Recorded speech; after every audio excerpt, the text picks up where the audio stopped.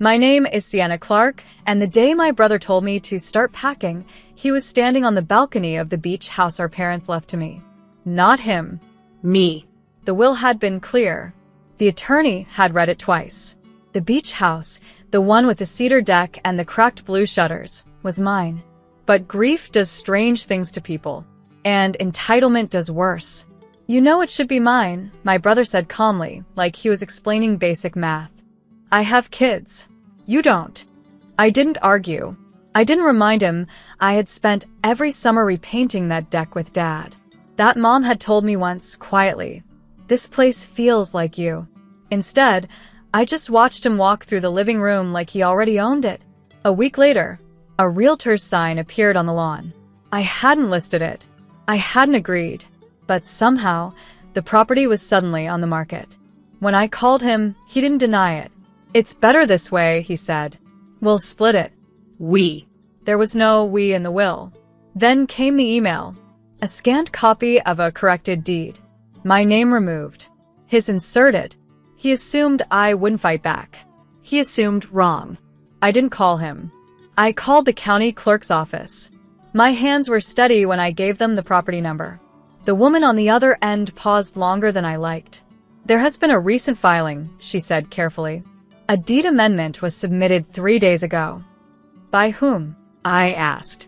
She read the name. My brother. My chest didn't tighten. It cooled. Was there notarized consent from the original owner? I asked. Another pause. Only one signature appears on the document. His. That was his first mistake. The second came when he listed the house publicly. Photos of my parents' living room, my parents' furniture, staged and uploaded online with a caption that read, "Rare coastal opportunity." Opportunity. Like it wasn't built on memory. Like it wasn't legally mine. I drove to the beach house that afternoon. The realtor's sign was still planted in the sand. Inside, the locks had been changed. He had moved fast, but not carefully. I stood on the porch and took photographs. The new lock, the listing, the sign, evidence. Then I called an attorney, not the family one, a real estate litigator. By evening, a cease and desist letter had been drafted and sent. By morning, the listing was still live.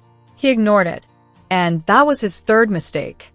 He called that night, confident as ever. "You're overreacting," he said. "It's paperwork. I fixed what Mom and Dad should have done."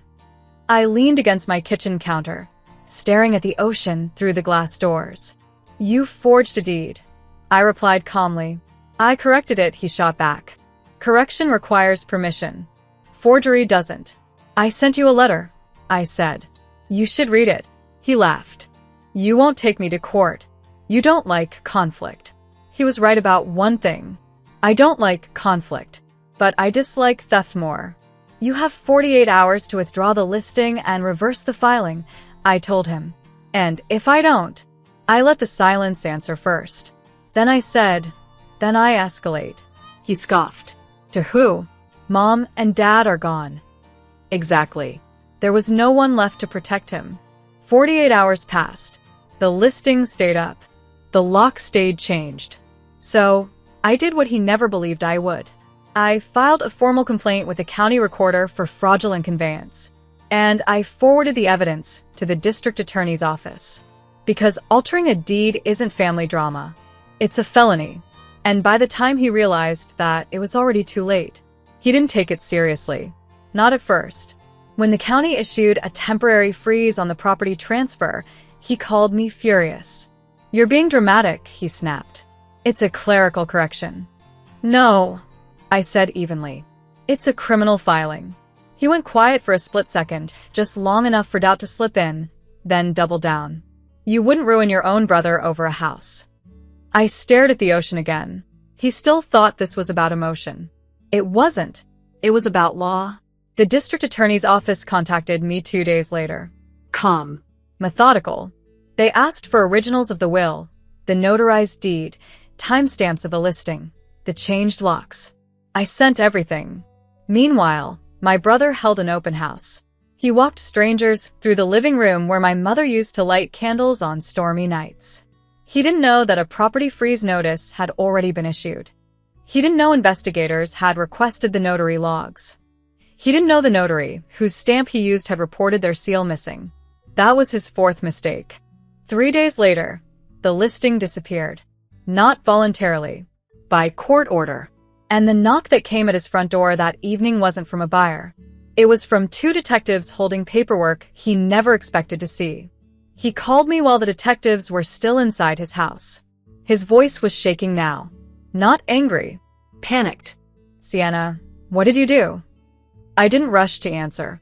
What I said I would. They're asking about forgery, he whispered. About intent. Intent. The word landed heavier than anything he had said before. Because this was no longer about family. It was about evidence.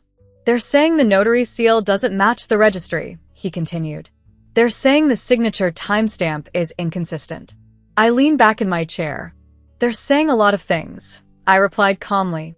You could stop this, he said quickly. Just tell them it was a misunderstanding. A misunderstanding doesn't change locks. A misunderstanding doesn't list property for sale. A misunderstanding doesn't erase someone's name from a deed. I warned you, I said quietly. Silence. Then softer. I thought you wouldn't fight. That hurt more than the fraud. Because he had never seen me as capable of protecting myself. You thought wrong. He didn't argue. He couldn't, because outside his house, a patrol car was parked at the curb. And inside, his version of the story was unraveling under fluorescent light. The investigation moved quickly, faster than he expected. The notary whose stamp appeared on the amended deed filed a sworn statement. Their seal had been reported stolen 2 months earlier. The county clerk confirmed the submission had been processed under suspicious credentials. Digital metadata traced the upload back to his home IP address. There was no room for interpretation. This wasn't a sibling disagreement. It was document fraud. My brother tried one last time. He showed up at the beach house while I was there, standing in the driveway like he still belonged. I panicked, he said. I thought you'd sell it anyway. I looked at him carefully. And that justified changing the deed? He didn't answer, because justification requires logic. And all he had was entitlement. They're talking about charges, he said quietly. You could help. Help. The same word he never offered when he changed the locks. I already helped, I said. I gave you 48 hours. He looked toward the ocean, then back at me. I didn't think you'd go this far. I stepped closer. You went first. He had assumed I'd choose silence. Assumed I'd choose peace over protection. But peace built on theft isn't peace. It's surrender. And I was done surrendering. The charges were filed 2 weeks later. Not dramatic. Not loud. Just formal. Forgery. Fraudulent conveyance. Attempted unlawful sale of property. My brother stopped calling.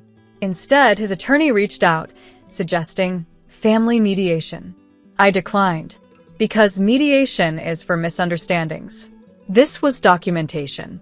One afternoon, I returned to the beach house alone. The court had reinstated the original deed. My name stood clean and unaltered in county records. I walked through every room slowly. The kitchen still smelled faintly of salt and cedar. The windows still framed the horizon the way my father loved. Nothing had changed, except clarity. My brother had thought I wouldn't fight because I valued peace. He mistook calm for weakness. He mistook grief for compliance. But I had learned something long before this house was ever mine. Silence is a choice. And so is protection.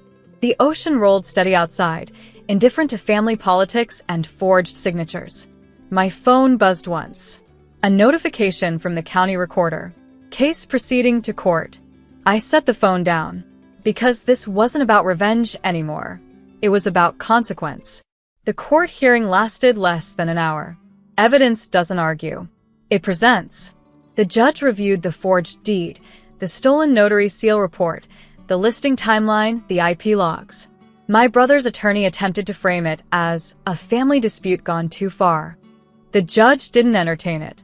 This is not a misunderstanding, he said evenly. This is an intentional attempt to alter property ownership. The ruling was clear.